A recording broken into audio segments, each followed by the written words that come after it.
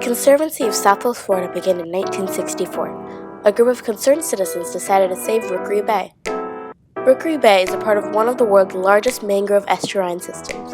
It is located just south of Naples, Florida.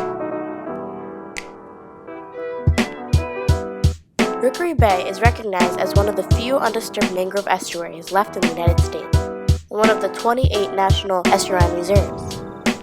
The bay is 110,000 acres of open water, containing interconnected bays, mangrove wetlands, lagoons, and streams. It is a habitat for dolphins, manatees, and birds, as well as a natural backdrop for education and a laboratory for biologists, teachers, and students. The plan for Rookery Bay was a 10-mile extension of a road that would harm the mangroves. But the group of citizens decided not to let that happen and had a petition made, and eventually took further action and had a fundraiser for over $40,000 to buy the land. This group of heroes is now known as the Conservancy. The Conservancy lives on today to protect the beautiful landscapes of Southwest Florida from the inevitable, such as population growth, rapid development, and water pollution. They envision a region where our land, water, and wildlife are protected, our citizens are informed, and our leaders make decisions with health, wellness, and sustainability of our region in mind.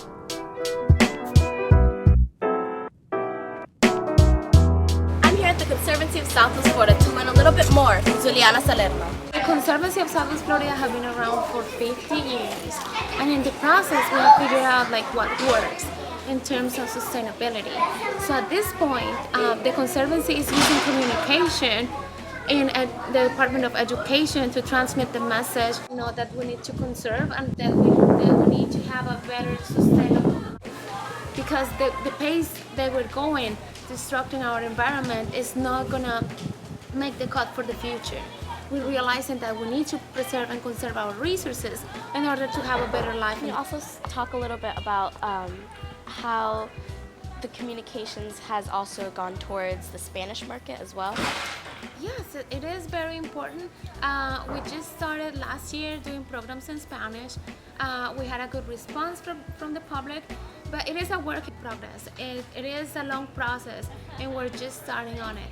So we're also building up a project, a three-year long-term project that we're going to be working out, developing different programs, developing content, and also we need to test ourselves and figure out what works and what doesn't work, because the Hispanic community is a different community. They have their own needs, they have their own culture, they have their own way to think. So it is a process, and we're very excited to do it. We're very excited to pretty much realize and understand what works and what doesn't work. So. Mm-hmm. The Conservancy is pretty much covering the whole spectrum about protecting the environment. So we have different departments who specialize in different kinds of work. For example, the Department of Science go out in the field and they study different species that are endangered. They collect all the data, and then they bring this information here to the Conservancy so we can better use it. Also, we have the Department of Policy, and what they do is advocate for our water, for the endangered species, and for different priorities that we have and different environmental problems that we have here in Southwest Florida. So the Department of Education gathers this information and translate it to the public into simple or fun words, depending on the age we want to reach out. And then this way we communicate the message, and we also add a little bit of the conservation message so we can make things better for everybody. For now, we're working the programs that we already have in English, that they have been already developed, and they're great programs for all ages. Mm-hmm. This is kind of like what we're working on right now, translating what we already have. Mm-hmm. But in time, we're going to start identifying like the real needs that the Hispanic community has in terms of conservation and sustainability. And then we'll start working towards the goal of fixing the gaps that we have in that community and transmitting the message that we need to transmit. But we need to identify those needs first. That's our priority right now. Do you know what the main goal of what the Conservancy is, or what they're trying to achieve?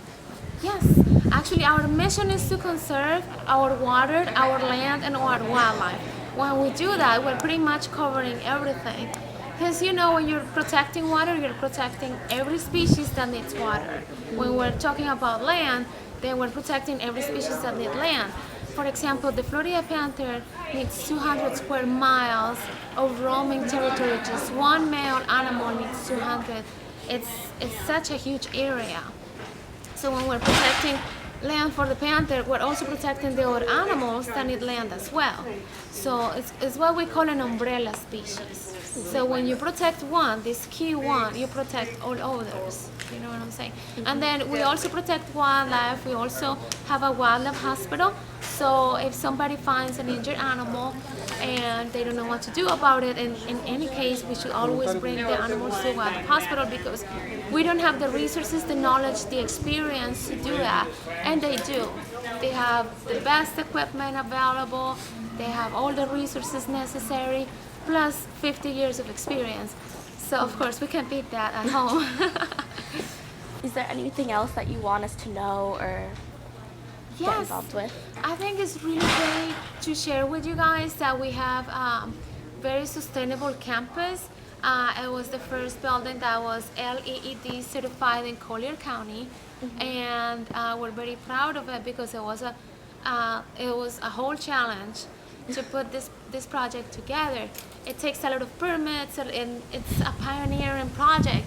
So when you're doing something for the first time, you have to figure out a lot of stuff along the way, and sometimes learn the hard way. So it was a long process, but it was achieved. And our buildings, as you can see, they're raised a little bit, so we leave some room for wildlife. We build around the trees we already have instead of cutting down everything, so we can protect those trees. They are very important. They provide food and shelter for wildlife as long as shade.